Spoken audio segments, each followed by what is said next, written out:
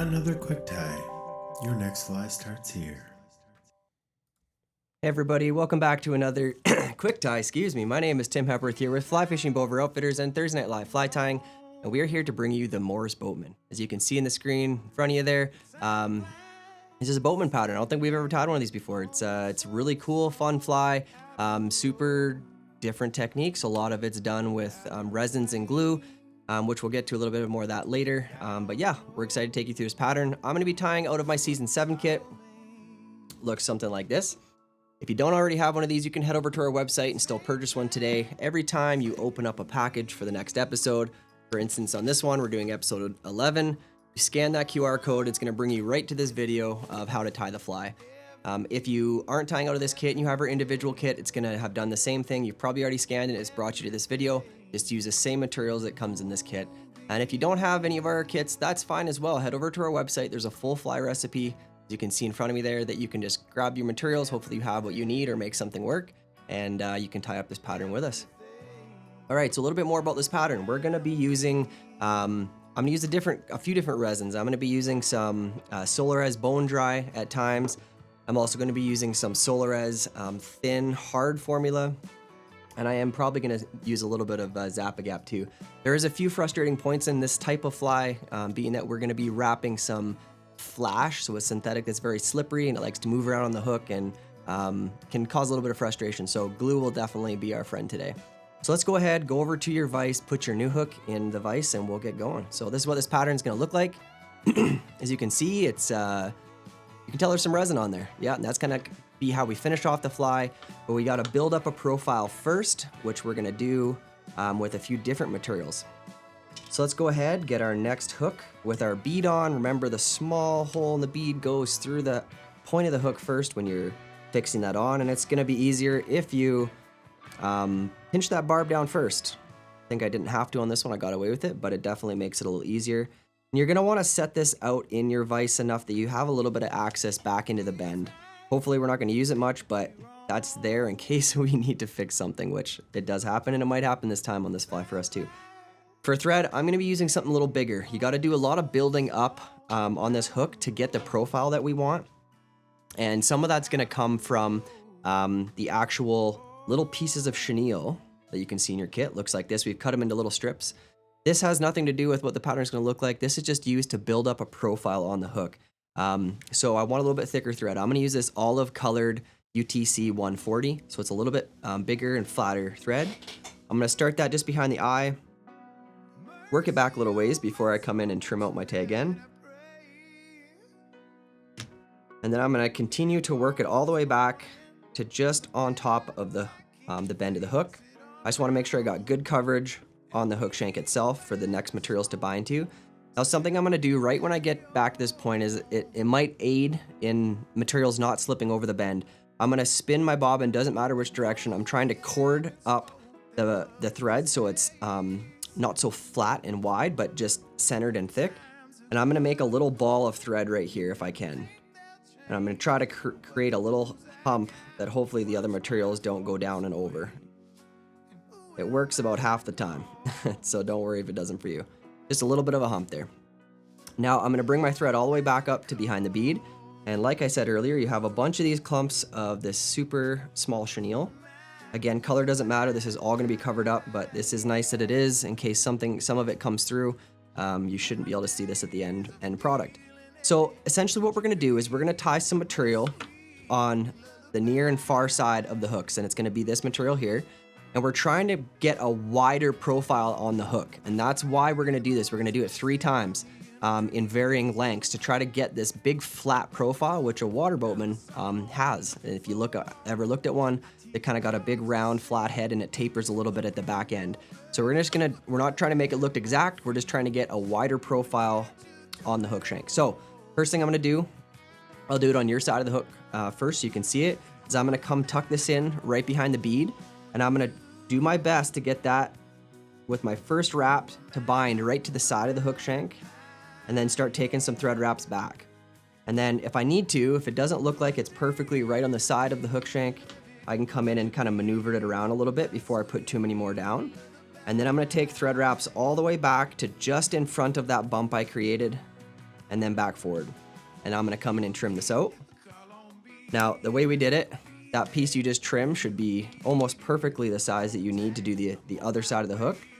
I'm gonna come in here, do the same thing on the near side of the fly. I'm gonna get it attached. Again, not to the top or the bottom. We're trying to get these stacked right on the sides of the hook shank. And I'm gonna do this one on this side, and again, stop it at the same place, and then bring my thread back forward. Trim out that tag end. I'm just gonna fix my hook in the vise here. It's a little bit moving, didn't tighten it quite enough. There we go. And now, after we've got one on each side, we just wanna kinda come through and put a bunch of thread wraps down on top of it, just to try to compress all that material.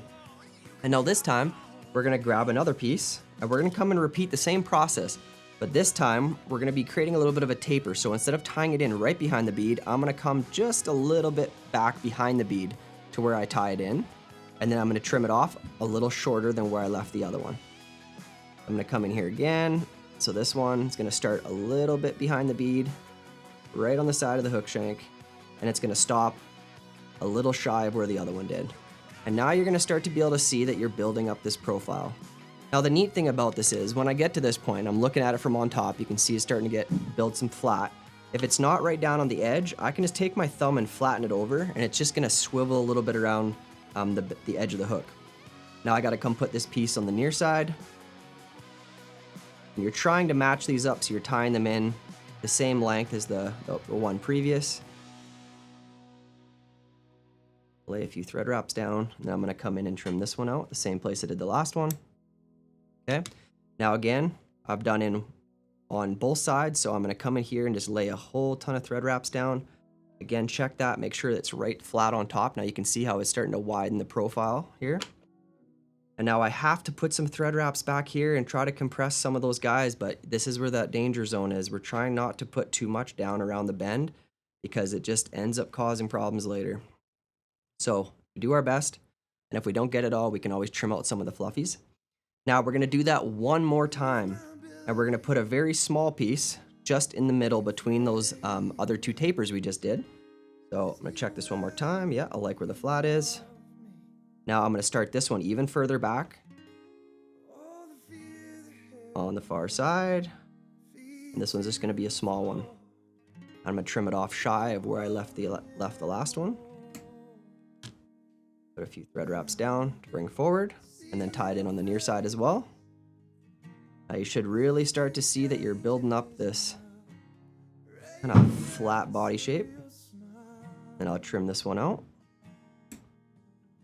And now, again, make sure it is on flat on top. And then I'm just gonna, that's all I'm gonna do for putting in that chenille material. So now I'm just gonna start stacking the thread wraps, and you're gonna be able to see here quite quickly, if I show you a different view, how flat this has got across now. So now you can see we've got some real shape to it, but we got some things we need to fill in. So you can see by the bead there's a little bit of variance in size. So I'm gonna drive some thread wraps in behind the bead, trying to even this material out, making it a nice smooth taper. Same thing back here. Again, trying not to go back over that bend. And again, my last check is always gonna be trying to flatten that right on top of the hook shank. And hopefully you're left with something that looks similar to this.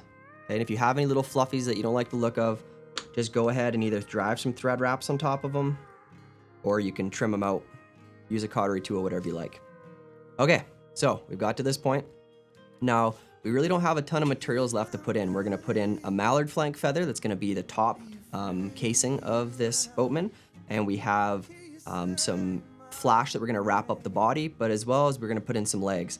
But before we do the legs, we're gonna start actually with our mallard flank feather. So you're gonna have one in your kit, go ahead and grab it.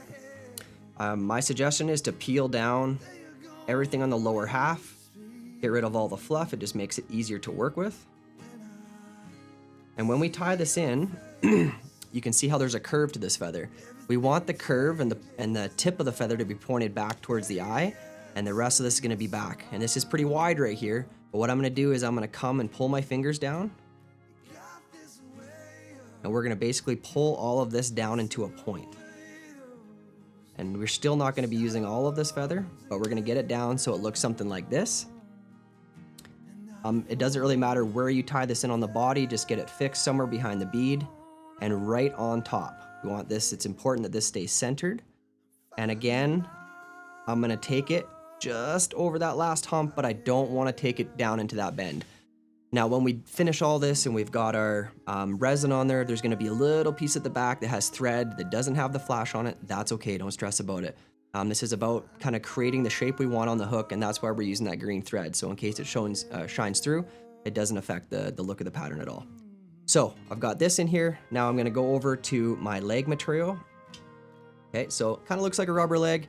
It's not quite. We actually call this floss. It's a little bit different material. It's actually kind of a stringy material. It can kind of peel apart if you're not careful with it. We're just gonna cut ourselves off maybe 3/4 of an inch. Doesn't take a lot to do these. Now, where do we put the legs on this fly? Well, there's some debate on this. Water boatmen actually have 2 sets of legs, and one of them are like a stabilizers, and the other ones are for pushing, like fins. And some people like to fix them a little closer to the bead. Some people like it midway back. I try to find somewhere in between, between those 2 points. And how we're gonna attach this is we're gonna basically bring it in. The goal would be that eventually they point back and rearward a little bit. They kind of have like a push back towards the back. It's not gonna matter. When this is being fished, those legs are always gonna be pointed back anyways. So don't stress about that.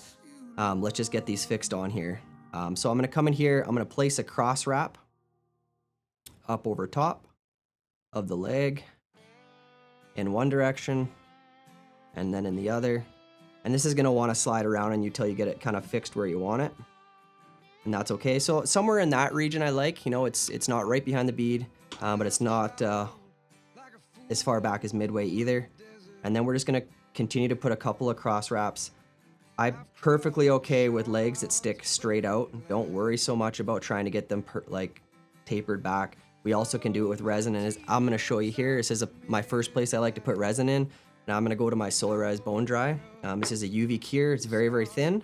And what I'm gonna do is I'm gonna grab those legs and I'm actually gonna pull them rearward just slightly and just put a touch right on the wraps, only on the wraps that secured it down. I'm gonna put a little light on there. Now you can see that is gonna give it that little taper rearward, but it won't stay there once I put in the rest of the materials anyways. It's just, this is more just to help that from moving.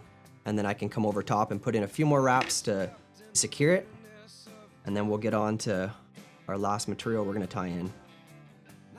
Now I'm gonna leave my thread just behind those legs. I'm gonna cord up my thread, so I just gave it a little spin. Now we're gonna go to our flash material. So we've got this green flash that's in our kit. I want you to grab 4 pieces of it. Okay, so grab, there'll be a clump of it. Try to grab 4 long pieces and stack the tips together.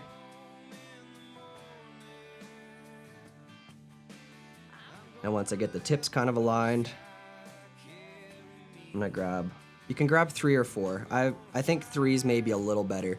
The problem with the flash is it likes to separate from itself, and at times that can cause a little bit of frustration. So 3's probably gonna be enough to do it. Get the tips lined up. Pinch the tips down so they're together, like so. Then I'm just gonna tie this in right behind those legs, and we're gonna take it back to just behind, or just in front of the mallard flank. So making sure I got all 3 pieces secured, I'll pull them back a little bit. Make sure they're good and secure. And then I'm just gonna take this down to just at the edge of that mallard flank. And this is where it gets sketchy because you don't wanna go too far back and down. And then I'm gonna bring my thread forward, work it around those legs. And I'm gonna throw a half hitch in right behind the bead. Probably gonna do a couple just so nothing can move. And I'm gonna get that nice and secure. And I'm just gonna set this out of the way so I can have a little bit more ease to work with this. Now this is where I want you to have a couple things ready, and that's gonna be your super glue and your resin. Have your cure light, everything kind of handy as we move here. The first thing I like to do is I like to put a little dab just in front of the flash. And my first few wraps here, I'm just gonna do a couple of wraps, and then I'm gonna cure it. And that's gonna hold those initial few wraps right where I want them to be. So I've got 2 or 3 wraps in, I'm gonna cure that. That's gonna help aid me in getting this moving forward, because we have to work up over the taper that we've just created. And now before I keep going any further, this is where I'm gonna come and grab my super glue. I find this step is extremely helpful if I put just a light touch of super glue all the way forward on the body itself. So as I'm wrapping, all that flash wants to stick and stay, doesn't want to slide around on me. Helps keep the flash together, as well as it just helps keep everything formed and kind of sticking where you want it to be. And it's fine if your flash, like mine right there, was separated. Don't stress about that. We're just going to do lots of wraps and try to get as much coverage as we can moving forward. And we're just going to be wrapping forward. You can, if you have a vise, you can swivel, you can look at the bottom, make sure you're getting decent coverage. I'm even going to do some cross wraps, like so, right between my legs there. Keep working it forward, and hopefully you've got enough flash to basically get you out of the front. If you're looking for good coverage, if it's not perfect coverage, don't stress about it. That flash is going to look so luminescent underneath everything else that kind of works out. Now I'm going to bring my thread back into position here. I'm going to secure my flash right behind the bead. Really important that you get this secure before you let go of it, because it'd be a real bummer if that all just came undone. So I'm going to do a few thread wraps right there to definitely make sure it's secure. It'd be a good time to trim that extra flash out. We have one more material to bring forward, which is going to be our mallard flank. Try to trim these as close as you can. Get those out of the way. And now what we're going to do is we're going to be pulling forward on this mallard flank. And if I have like any little pieces here that are already not in play, you can tell they're not in what I've tied in. I just pull them out and get them out of the way. And then the important thing here is I want to pull this down nice and tight. Okay. and if more of these pieces are going to come out, that's fine. What I'm trying to do is keep a very uniform back on this. And I'm pinching those materials together, just like I did when I tied it in, and pulling it forward. So you can see there's a couple strands that pop out. That's fine. But I'm actually putting quite a bit of tension here to pull this forward. And I want it to lock down the best that I can right on top here. You kind of got to mess with it a little bit. I like to push the back bend, trying to get it to lock the best that I can, something in that uniform. I'll show you this from the top here in a second, and it'll make a little more sense, but I'm still pinching with my front hand. I don't want to let go until I've got a couple of good tight wraps, so that's not going to move. And then I'm also going to lift up and do a couple of thread wraps in front. And then I can go ahead and trim out the mallard flank once I know it's secure. And before I do much else, because I've got materials in here now, is I want to quickly whip finish this so I've got at least a knot on here. And then I'm going to start adding some resin to really secure everything. I'm not going to do much whip finish because I don't want to add too much more thread color to the top. It's going to do a simple knot. Now, before I do anything else, I'm going to grab some of my UV Solares Bone Dry, the really thin stuff. I'm going to put a coating right on top of those threads, and I'm going to start to just put a little bit of a dab back onto the mallard flank, and I'm going to cure that like this. So at least I know all my materials are in there, they're secured, and they're not going to come out. Now from here, you can see how that mallard flank starts to take a little bit of, a little bit of shape. It's got, you're going to start to see those barred portions of the feather really start to shine through. And if you have any little pieces, like I've got a little piece right here that's sticking out of it, go ahead and get those out before we apply more resin. Now, there is a thing here. You can put too much resin on, for sure, especially once I move over to the thick stuff. But I really like putting a layer of the thin stuff on first, letting it really soak into the feather. We're trying to avoid putting any on the legs, just down the edges of the fly. And then we're going to use the thicker resin to form the rest of the body. So I'm giving that a second to soak in. I'm going to hit it with my light. And then from here, I'm going to move on to my thicker resin. You're going to start to see how it's going to start to form and make the colors that we're hoping to get out of it. This is more, that thin one is more just to make sure nothing's going to move in the rest of this process. Now I'm going to go over to my other resin, so I'm using the thin hard formula Solares. You can use a bodkin to do this. This one I have a little bit of an adapter on the front, so I'm going to use this. I'm going to put, again, I don't want to overdo this. It's very easy to put too much resin on. I'm going to do the top first. but it is, like I said, you can easily put too much on too quick. I'm just spreading it out, trying to get it as dome shaped as possible. Encompassing that bead, I'm going to cure this before it moves. And then I'm going to move to the sides and the bottom, which I'll do at the same time. Once that's good and cured, I'm going to flip this up like so. Now I'm going to come under here. And I put another couple of drops, again, not trying to overdo it because then it'll just all flow to the other side. I'm spreading that around, making sure some goes down each side. So I'm happy with that. I'm going to hit it with the light, cure it. And then kind of inevitably, you're going to end up with a bit of a bump at the back. And I like to kind of finish this off as rounded as possible. So I'm going to flip this back over. I'm going to actually tip my fly down and making sure now that with this last little bit, kind of got to keep my light super handy. I want to make sure that I don't have just an exposed bump at the back of the fly. I'm going to put just a little bit back here just to make sure all those materials are also fully encompassed. A little drop in there, get its form, and hit it with the light. And that is going to pretty much wrap it up. We're going to trim some legs here, and we will be all set with our Morris Boatman. Let that finish curing. Always give it an extra little cure anywhere you can. Best way to kind of check it is to touch it. If it's too tacky feeling still, then you know you got to give it a little bit more light. I'm just going to spin this back around. And that should be our Morris Boatman. Now, only thing I'm going to do here with the legs is I'm going to tip them rearward. I do want them to extend behind the body. I like to leave them a little bit longer than maybe necessary. I think it gives it a little more movement. But I do want them to match. I'll take a little more off this guy. Much better. There you go, guys. You can see all the modeling that comes through, all the UV resin. That beautiful mallard flank we get to put in on top. This gives it a really beautiful look and appearance. And that is the Morris Boatman. Hopefully yours turned out something like that. And don't worry, your first one's probably not going to be the best one. In your kits, you should have enough to get through 5 of these. So keep moving, stay right on the vise, put another one in, do another one. As you go, they're going to get better and better. All right, guys. Again, this is Tim here with Fly Fishing Bover Outfitters and Thursday Night Live Fly Tying. Thank you for watching this video. Hopefully you learned something. Don't forget to like and subscribe. Drop a comment in here as well. Let us know what you thought of the video and what you thought of the fly.